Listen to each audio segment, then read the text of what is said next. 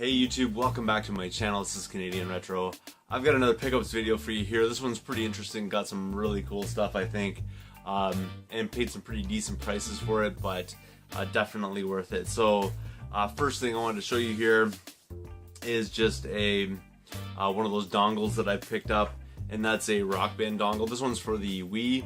It's not quite as pricey as the other ones, but you can sell these on eBay. I think I could probably get an extra like 10 bucks or so out of this, so figured I'd just pick that up and I'd just try to flip it. They're easy to ship and everything, so that's sort of the idea behind it. I plugged it in and it worked, so pretty cool. And I paid, I think it was $2.99 for that. It had a bunch of other like random cables and stuff like that, like Android kind of charging cables, but unfortunately none of those really worked, or they kind of worked, but they were so loose it wasn't even worth it. I mean, you can really pick up those things for pretty dirt cheap, but this is what I kept out of it, and I already cleaned it and everything, so that's probably going to be going on to the eBay here shortly. Next thing I picked up for the same price, which was $2.99, is a GameCube mic. Always good to bundle that with like the Mario Party games and stuff, so figured I'd pick that one up. It's probably in better condition than the one I already have. I have only found about 3 or 4 of these, you know, in decent shape out in the wild before, so I really wanted to pick this up because I think the one that I have is probably in worse shape than that, so that was a pretty good find for $3 right there. And then also moving on to some Wii stuff here, I picked up a bag which had, and I've cleaned all this stuff so it's not in the bags right now, but I cleaned this racing wheel, so that was in a bag with a bunch of other stuff that I paid 10 bucks for, so that's that. And also in that bag was a Wiimote and nunchuck, which I probably, if it was just those things together, I wouldn't even have bothered paying 10 bucks for it, because these are going to be like a dime a dozen kind of thing coming up here. But the thing I was really after, and there's only one little minor bummer about this one, is this Wii Motion Plus controller, and this is the first one I've found that isn't like one of those ones that has the dongle that plugs in right here. So pretty cool. I mean, I do have a Mario type one, which is up over here, which you can't really see in the frame, but I have one of those ones, but I haven't really taken it out of the box, and this is something I've been sort of on the hunt for, is a Wii Motion Plus controller, but never really wanted to pay like absolute retail for it, so pretty happy with that. And it came with the black nunchuck as well. The only thing that's missing is the back battery cover. Kind of a bummer. I don't know what how somebody would separate all that, but still nonetheless something I was looking for. So I have like other actually knockoff black Wii remotes, so I might just chuck one of those knockoff backings on there and then use that for now until I find, you know, the proper backing for it. So pretty happy with that. And that whole bag there with all that Wii stuff was 10 bucks, so thought that was a pretty killer deal. Getting on to some games though, first thing I want to show you here is Silent Hill 2. Picked this up for $5. Pretty killer deal I think for that, and that's something I'm going to be flipping because I already have it in my collection, although this manual's in pretty sweet shape, so I'm probably going to take that manual out of it and put it into the copy I have. I don't know totally, but it seems to me like this one's in pretty wickedly nice shape. There were some other pretty decent PS2 games there, but I just left them behind for somebody else, just because they were sort of like $10 games kind of thing. I didn't really want to start amassing tons of doubles that are not really worth my time to flip, because I had all those titles anyways. But there was Silent Hill 2, so pretty cool right there. And then another day I walked into Value Village, and this was $5.99, which I thought was a pretty killer deal too.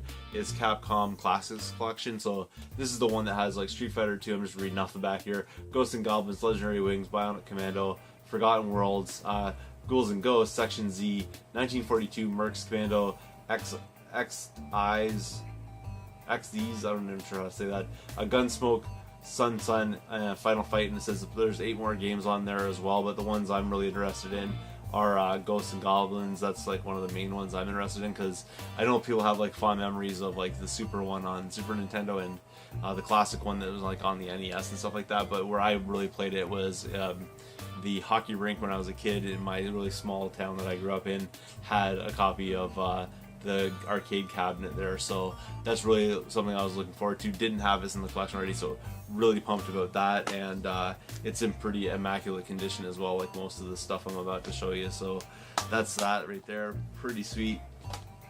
And then the last one here of the disc-based kind of thing is Wild Arms 3 for PlayStation 2, and I got that from a Talese as well. and that was $4.99, which is the way they pretty much price all their games.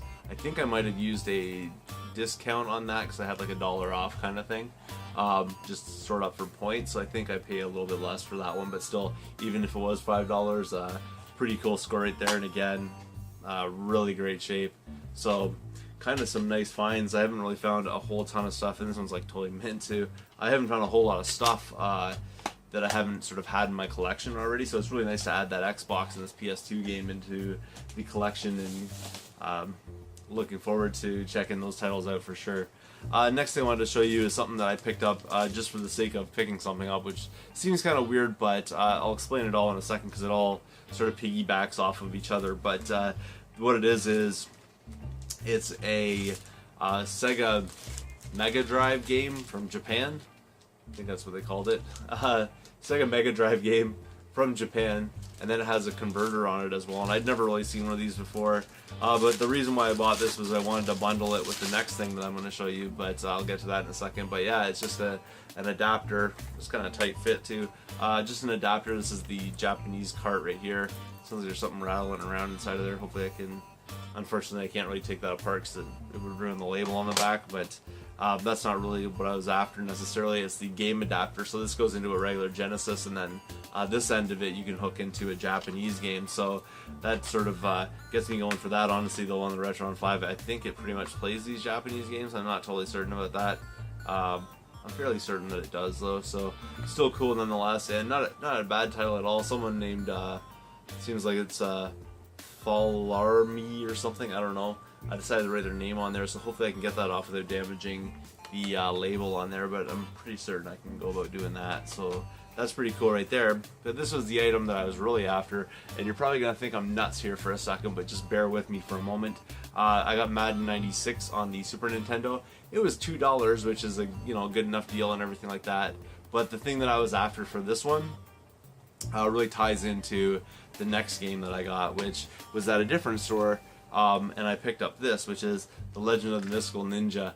And there's some things that are pretty disappointing about this, but you'll see that in a second. The first thing that's super disappointing is that the rental place that had this originally took the box and cut it into the shape to fit the VHS cassette holder thing. That's really kind of annoying because it would have been lovely to find this in the box, but honestly, you probably wouldn't even find it that way. It's still kind of cool because it does have like all the write-up and everything on the back of it. I don't know how I'm going to store this or keep this partial box, though I'm not really sure what I'm going to do with that. But the main thing is the game's in there. So, the